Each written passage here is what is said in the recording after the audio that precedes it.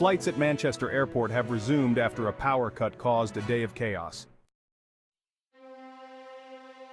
Up to 90,000 passengers were affected as flights were cancelled and scheduled arrivals diverted.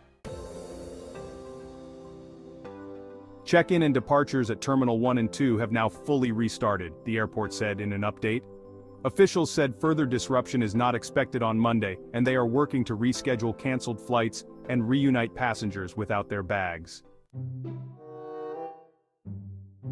Airport Managing Director Chris Woodroof said a fault with a cable had caused a power surge that took down security systems and baggage screening.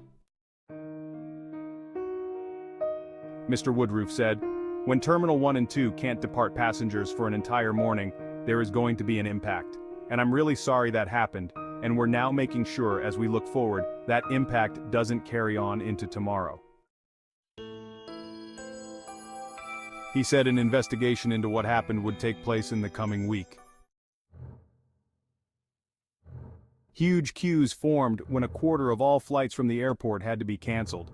Passengers traveling via Terminals 1 and 2 had been told to stay away. Kelvin Naver, of St. Helens, Merseyside, had been due to fly to Amsterdam with EasyJet before his flight was cancelled.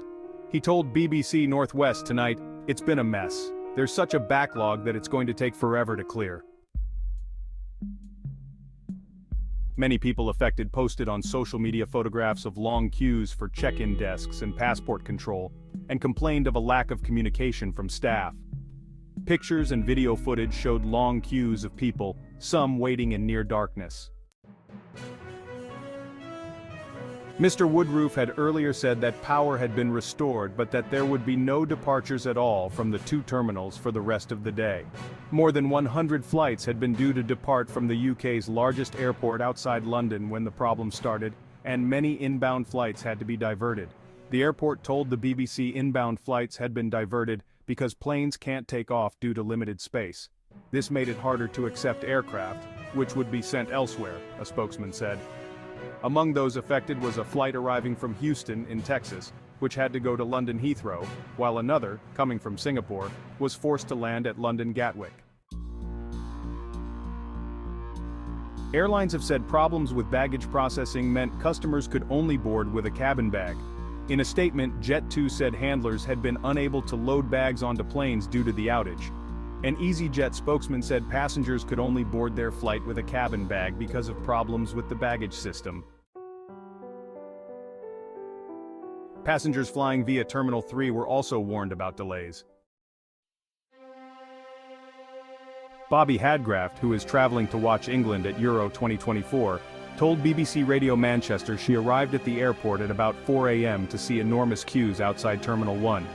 "We were worried we would miss our flight," she said, adding the power outage had affected display boards and scanners, so staff had to direct passengers around the site.